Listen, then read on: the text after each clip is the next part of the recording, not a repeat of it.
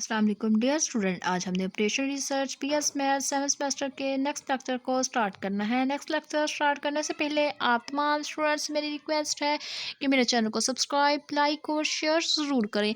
आज जो हमने टॉपिक पढ़ना है वो हमने अनबैलेंस्ड ट्रांसपोर्टेशन प्रॉब्लम पढ़ना है एन LCM मेथड को यूज़ करते हुए मीन्स लीस्ट कॉस्ट मेथड को अप्लाई करना है अनबैलेंस के लिए। तो सबसे पहले हमारे पास सोर्स, डेस्टिनेशन, सप्लाई और डिमांड हमारे पास गिवन है। तो हमने क्या करना है, चेक करना है हमारे पास सप्लाई और डिमांड इक्वल है। इक्वल होता है तो वो हमारे पास बैलेंस होता है, इक्वल ना हो तो वो हमारे पास अनबैलेंस ट्रांसपोर्टेशन प्रॉब्लम होता है। तो सबसे पहले हमने क्या किया, अपनी सप्लाई को ऐड अप किया तो वो हमारे पास क्या आ गया 60। इसी तरह हमने क्या किया, डिमांड का सम किया तो वो हमारे पास 52 आ गया। तो यहाँ पे हमने क्या कर लिया, देखा कि ये हमारे पास क्या आ रहा है, सप्लाई को माइनस कर दिया डिमांड में से, तो ये हमारे पास क्या आ गया 8।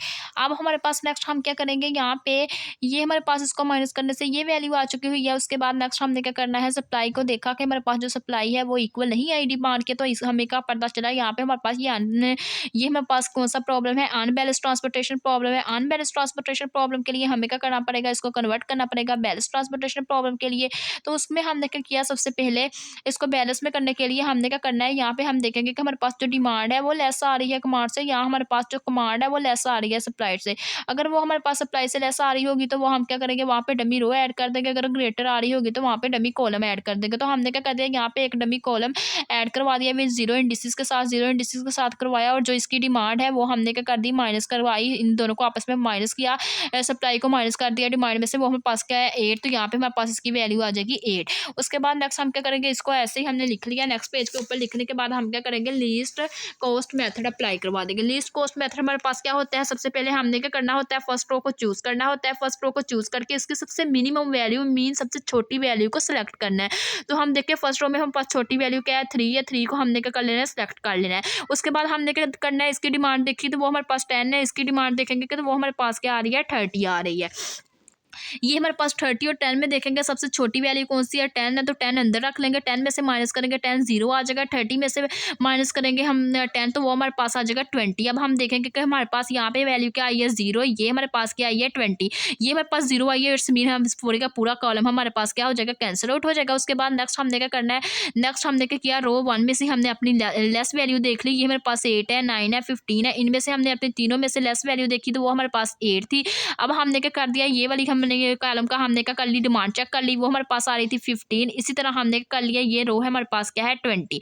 तो अब हमने देखा कि यहाँ पे हमारे पास क्या आ रही है, इसकी सबसे लेस वैल्यू क्या आ रही है, इसकी सबसे लेस वैल्यू हमने चेक की कि वो हमारे पास आ रही थी, जो हमारे पास इसकी लेस वैल्यू आ रही है वो हमने क्या कर लिया, अंदर लिखा। अंदर लिखने के बाद हमने क्या कर लिया, इनको माइनस करवा दिया। माइनस करवाने से जो वैल्यू 0 होगी ये हमारे पास यहाँ से हमने क्या कर दिया, चेक किया कि ये हमारे पास पूरी की पूरी टर्म्स क्या होगी 0 हो जाएगी। इसी तरह नेक्स्ट हमने क्या कर लिया 3, ये हमारे पास नेक्स्ट हमने कॉलम को ये वाला कॉलम चूज कर लिया। इसमें हमने देखा कि ये हमारे पास इसकी सबसे लेस वैल्यू हमारे पास क्या आ रही है, ये वाली वैल्यू देखी। और यहाँ से हमने क्या कर लिया, ये वाली दोनों को वैल्यूज देखा, जो हमारे पास वैल्यू लेस आ रही थी वो हमने वैल्यू लिख ली। लिखने के बाद हम क्या करेंगे, हमने क्या कर दिया, जो अंदर हमने वैल्यू लिखी उनको आपस में माइनस करवा देंगे। माइनस करवाने के बाद जो हमारे पास वैल्यू 0 हो जाएगी, जो कॉलम 0 हो रहा होगा हम क्या कर देंगे, कॉलम वाइज इसको पूरे के पूरे कॉलम को कैंसिल आउट कर देंगे। अगर रो हमारे पास कैंसिल आउट हो रही होगी तो रो को कैंसिल आउट कर देंगे। इसी तरह सिमिलरली हमने क्या करना है, इसमें से हमने सबसे लास्ट वाली वैल्यू हमने क्या कर लिया, यहाँ पे हमने देखा कि इसकी हमारे पास सबसे छोटी वैल्यू आ रही थी 3 को सिलेक्ट किया। सिलेक्ट करने के बाद हमने डिमांड और जो हमारे पास सप्लाई थी उसकी लेस वैल्यू को अंदर लिखा, आपस में माइनस करवाया, जो 0 होगी उसकी रो और कॉलम को 0 कर दिया। सिमिलरली नेक्स्ट हमने क्या किया, यहाँ पे एक ही टर्म बच रही थी, हमने क्या कर लिया 8 को सिलेक्ट कर लिया। उसके बाद जब हमने 8 को सिलेक्ट कर लिया तो हमने क्या किया, यहाँ पे हमने दोनों की वैल्यू चेक की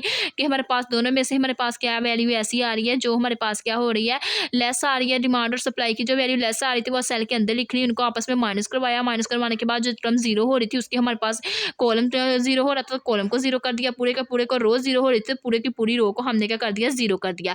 उसके बाद नेक्स्ट हमारे पास ये सेल बच गई, ये हमारे पास क्या आ रही थी 7 है। उसके बाद थर्ड वाली हमने देखा सेल, यहाँ पे हमारे पास जो सेल बचा वो लास्ट सेल था 7, उसको हमने सेलेक्ट कर लिया। सेलेक्ट करने में हमने क्या किया, इन दोनों की वैल्यू देखी, यहाँ पे हमारे पास इसकी वैल्यू लेस वैल्यू कौन सी आ रही है, तो हमारे पास 5 आ रही थी। हमने क्या कर दिया, इसको 5 के साथ माइनस करवा दिया, इसको भी 5 के साथ माइनस करवा दिया। जो हमारे पास 0 आ रही थी हमने क्या कर दिया, उसको 0 बना, उसको हमने क्या कर दिया 0, जो हमारे पास वैल्यू 0 आई उसकी हमने देखा कि रो वाइज 0 आई है तो रो की पूरी का पूरी को कैंसिल आउट कर देंगे। कॉलम वाइज 0 आएगी, कॉलम को हम क्या कर देंगे, कॉलम वाइज उसको 0 कर देंगे। एट द एंड यहाँ पे पास 9 बचा है, यहाँ पे हमारे पास क्या आ रहा था 5 आ रहा था, ये भी हमारे पास क्या आ रही थी 5 आ रही थी। हमने क्या किया, दोनों में से सेलेक्ट कर लेंगे अपनी हमने वैल्यू को सेलेक्ट किया, जो हमारे पास टेस्ट वैल्यू थी वो अंदर लिखी। लिखने के बाद हमने क्या कर दिया, 5 को माइनस करवा दिया, सप्लाई में से भी डिमांड को माइनस करवा दिया 5 से, और हमने क्या कर दिया एट दी एंड, ये हमारे पास क्या हो गया, जीरो हो गया। जो सारी वैल्यूज हमारे पास डिमांड की भी जीरो हो चुकी है, सप्लाई की भी हमारे पास सारी की सारी वैल्यूज जीरो हो गई है।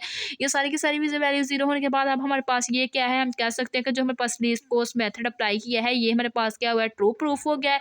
जब ये हमारे पास ट्रू प्रूफ हो जाएगा, अब हमने क्या करना है, इनिशियल बेसिस फिजिबल सोल्यूशन लिखना है। 3 को मल्टीप्लाई करवाना है 10 के साथ, प्लस 12 को मल्टीप्लाई करवा देंगे 8 के साथ, प्लस इसी तरह हमने क्या कर दिया 8 को मल्टीप्लाई 0 के साथ, इसी तरह 3 को मल्टीप्लाई 3 के साथ, इसी तरह नेक्स्ट हमने क्या कर दिया 8 को मल्टीप्लाई 7 के साथ, प्लस 7 को मल्टीप्लाई करवा देंगे 5 के साथ, प्लस 9 को मल्टीप्लाई करवा देंगे 5 के साथ। इनको मल्टीप्लाई करवाया, मल्टीप्लाई करने के बाद हम सम अप करेंगे और एट दी एंड यहाँ पे हमारे पास जो इनिशियल बेसिस फिजिबल सोल्यूशन का आंसर आ जाएगा वो आ जाएगा 341। तो ये हमारे पास फाइनली हमने क्या करना था, लीस्ट कॉस्ट मेथड का ये आंसर ही फाइंड करना था, initial basis feasible solution find करना था। ये थी आज की हमारी वीडियो। अगर आप लोगों को मेरा आज का वीडियो लेक्चर पसंद आए तो मेरे चैनल को सब्सक्राइब, लाइक और शेयर ज़रूर करें। Thanks for watching. अल्लाह हाफिज़।